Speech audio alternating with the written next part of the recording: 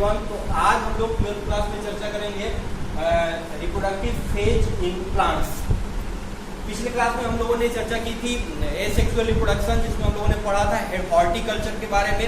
अब हम लोग पढ़ रहे हैं सेक्सुअल रिप्रोडक्शन की तरफ। तो सेक्सुअल रिप्रोडक्शन में हमने पहले भी चर्चा की थी कि लाइफ स्पैन के दौरान जब ग्रोथ होता है तो पहला फेज जो होता है वो ग्रोथ फेज होता है, उसके बाद का जो फेज होता है वो रिप्रोडक्टिव फेज होता है, और बाद में जो ओल्ड फेज होता है जो सबसे लास्ट का फेज होता है। तो उस सेंस में जब हम लोग आगे बढ़े तो आगे हम लोग देखते हैं जिसमें हम लोग बांट देते हैं जो प्लांट्स है, जो सेक्सुअल रिप्रोडक्शन करने वाले प्लांट्स है, उसको तीन भाग में। पहला प्री रिप्रोडक्टिव फेज और अगला post reproductive phase. Pre reproductive phase को हम लोग जुवेनाइल फेज भी कहते हैं। क्या कहते हैं? जुवेनाइल फेज भी कहते हैं। जुवेनाइल फेज, उसके बाद का जो हमारा फेज होता है वो होता है रिप्रोडक्टिव फेज। क्या होता है? Reproductive phase. और लास्ट का जो फेज होता है वो सेंसेंट फेज होता है।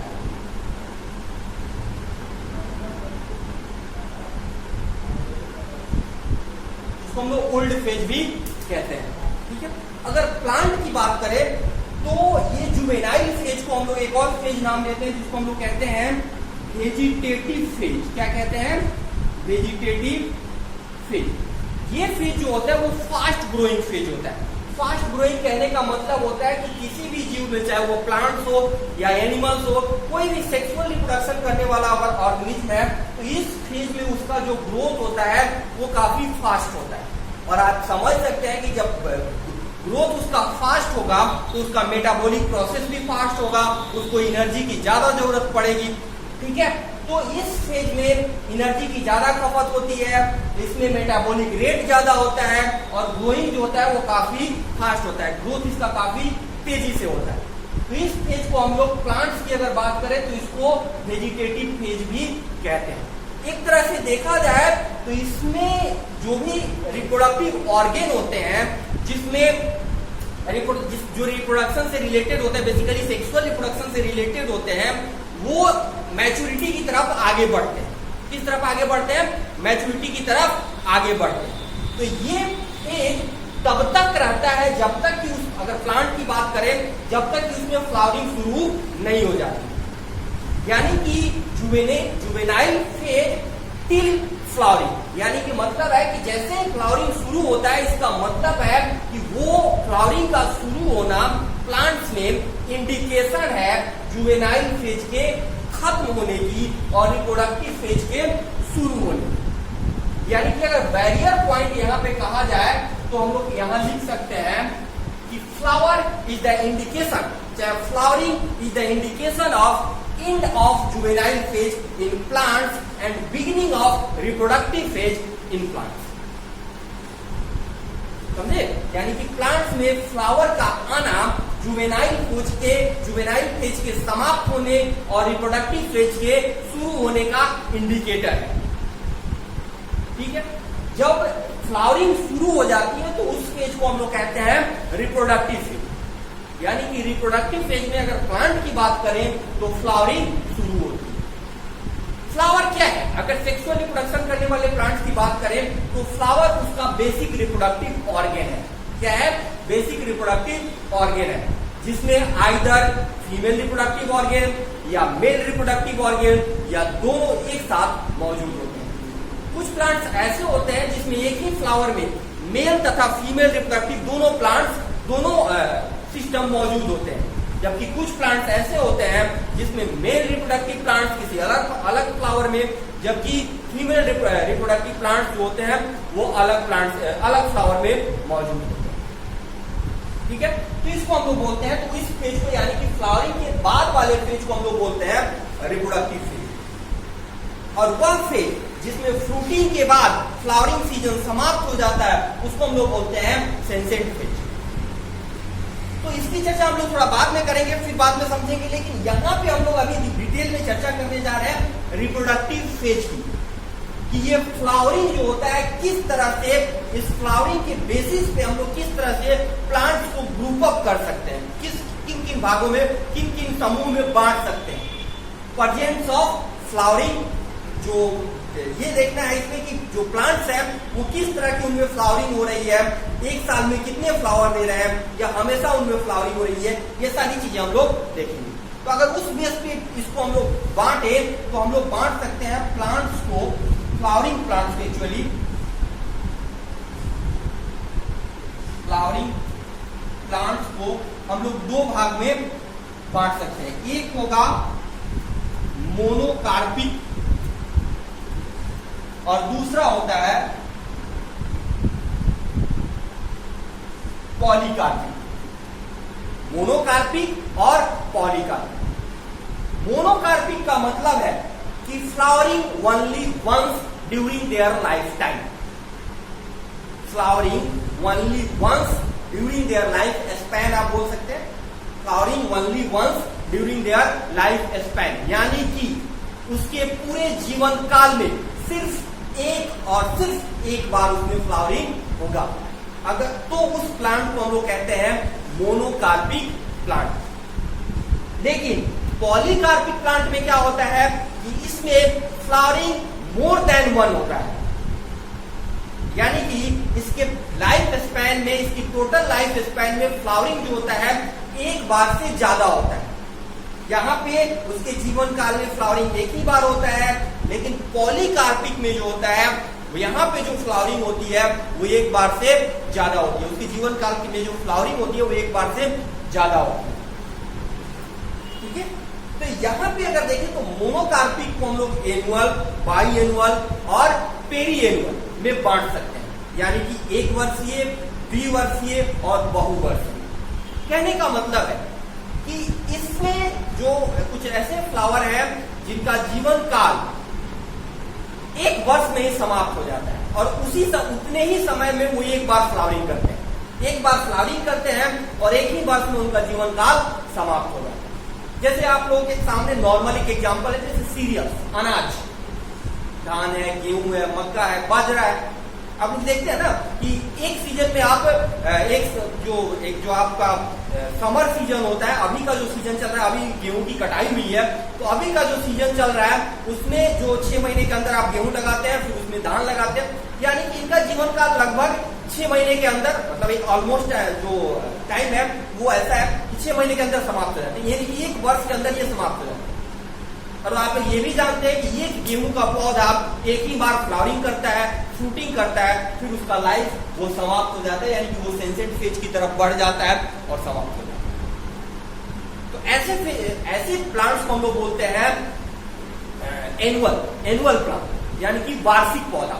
तो एग्जाम्पल में हम लोग दे सकते हैं यहाँ पे आप लोगों को, जैसे सनफ्लावर, आप दलहनी पौधों को भी इसमें ले सकते हैं। आप दलहनी पौधे, तिलहनी पौधे जो वायल्स जनरेटेड होते हैं, जो आप लोग दाल वगैरह का जो जनरेट करते हैं, जैसे मसूर है, चना है, अरहर है, वो सब का जो वो करते हैं, ग्राम्स जो प्लांट्स होते हैं। उसके बाद सीरियल्स, यानी कि जिससे अनाज उत्पन्न होता है। तो ये जो प्लांट्स हैं ये होते हैं एनुअल प्लांट, यानी कि वार्षिक पौधे। मोनोकार्पिक में कुछ बाकी बहुत सारे एग्जांपल्स हैं, आप दे सकते हैं। दूसरा होता है बाइएनुअल, यानी कि द्विवर्षीय प्लांट, जिनका जीवन काल तो 2 वर्ष होता है, लेकिन वो क्या है, मोनोकार्पिक ही है, यानी कि जीवन काल भले 2 वर्ष हो, लेकिन उनमें फ्लावरिंग सिर्फ और सिर्फ एक बार ही होती है। तो ऐसे प्लांट्स को हम लोग बोलते हैं बाइएनुअल प्लांट। एग्जाम्पल में आप दे सकते हैं, जैसे आप दे सकते हैं रेडिश, आप क्या दे देंगे, रेडिश। आप कैरोट भी इसमें दे सकते हैं। ये जो प्लांट्स हैं वो होते हैं बाइएनुअल, यानी कि द्विवार्षिक। फ्लावरिंग एक ही टाइम होगा, लेकिन इनका जीवन काल 2 वर्ष हो सकता है। ये 2 वर्ष तक आप एक जगह जहां लगाते हैं, ये 2 वर्ष तक ये जीवित रह सकते हैं उस प्लांट में।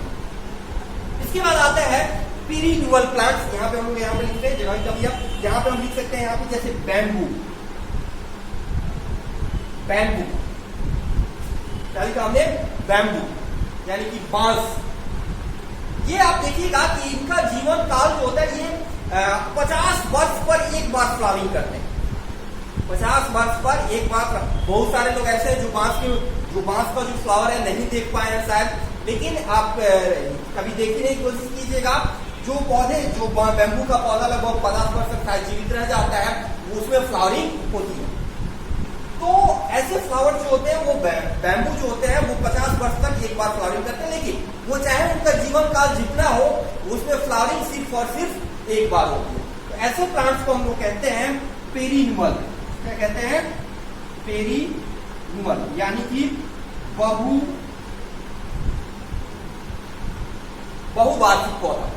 तो हमने कहा कि आप मोनोकार्पिक दैट मीन्स कि पूरे लाइफ स्पैन में, पूरे जीवन काल में सिर्फ और सिर्फ एक बार फ्लावरिंग होगा। तो ऐसे प्लांट्स को हम लोगों ने 3 भाग बांट दिया कि अब उनका जीवन काल कितना है।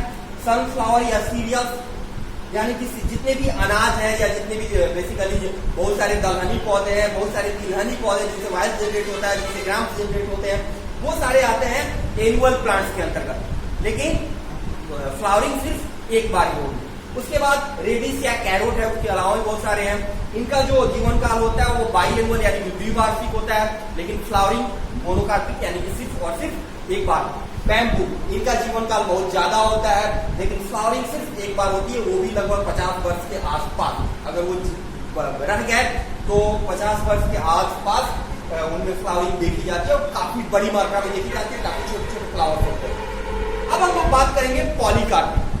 पॉलीकार्पिक का मतलब है कि इनमें जो फ्लावरिंग होती है, वो फ्लावरिंग जो होती है वो काफी ज्यादा होती है। ज्यादा कहने का मतलब है कि कई बार होती है। इनके लाइफ स्पैन, इनके पूरे जीवन काल में इनमें कई बार फ्लावरिंग हो रही है, तो फ्रूटिंग ऑलवेज होना ही है। तो फ्लावरिंग जो होती है वो कई बार देखी जाती है इनके पूरे जीवन काल में, इसलिए इनको पॉलीकार्पिक कहा जाता है। क्या कहा जाता है? पॉलीकार्पिक। पॉली वर्ड का ही मतलब है बहुत बार, तो पॉलीकार्पिक कहा जाता है। जैसे एग्जांपल के तौर पे हम लोग ले सकते हैं, आपका मैंगो है, आपका गुआवा है, आपका लीची है, बहुत सारा एग्जांपल है। आपका पोमग्रेनेट ले सकते हैं, बहुत सारा एग्जांपल है जिसमें फ्लावरिंग जो होती है वो देखी जाती है। लेमन प्लांट्स है, जितने भी साइट्रस प्लांट्स है बेसिकली। तो ये सारे जो होते हैं, ये मैंगो, गुआवा, लीची, लेमन जो होते हैं, ये पॉलीकार्पिक है। लेकिन एक छोटी सी बात इसमें जानने की जरूरत है कि ये सारे के सारे सीजनल ब्रीडर। सीजनल ब्रीडर कहने का मतलब है ऐसा नहीं है कि मैंगो जो है वो जितना समय तक जीवित रहता है लगातार देता है, ऐसा कोई बात नहीं है। इनका भी एक खास समय होता है, हर एक वर्ष में एक खास समय के दौरान ही इसमें फ्लावरिंग देखी जाती है। पूरे वर्ष मतलब एक वर्ष में, हर एक वर्ष में एक खास समय, एक खास सीजन यानी कि एक खास मौसम में ही फ्लावरिंग देखी जाती है, इसलिए इनको हम लोग सीजनल प्लांट्स भी कहते हैं। क्या कहते हैं? Seasonal flowering. सीजनल फ्लावरिंग यानी कि मौसमी पुष्पन, हिंदी में आप लोग इसको मौसमी पुष्पन भी कह सकते हैं, यानी कि मौसम के आधार पर, मौसम के अनुसार इसमें पुष्पन देखी जाती है। मौसमी पुष्पन होती है, ठीक है। उसके बाद का जो है अगला आप लोग ले सकते हैं, एक एग्जांपल आता है नीला कुरेंची। क्या आता है? नीला कुरेंची। यहां पे आप लोग लिख सकते हैं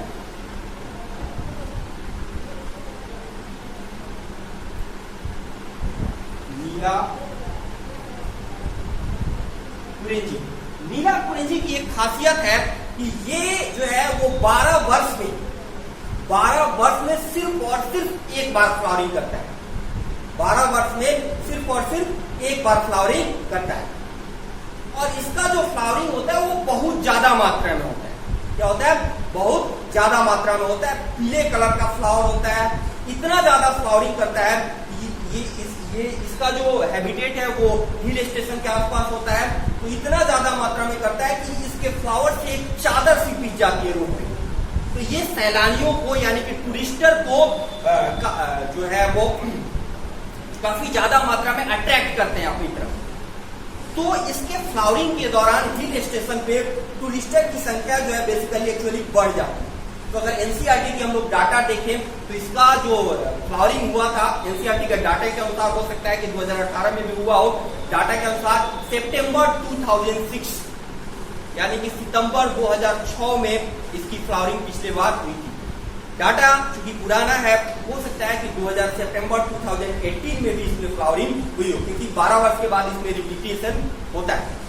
ठीक है, तो जो एनसीईआरटी की डाटा है उनसे उसके अनुसार हम लोग यहाँ पे आप लोग को बता दें कि जो पिछला हुआ था वो सितंबर 2006 को हुआ था, जबकि हो सकता है डाटा पुराना है तो 2018 में भी फ्लावरिंग हुई।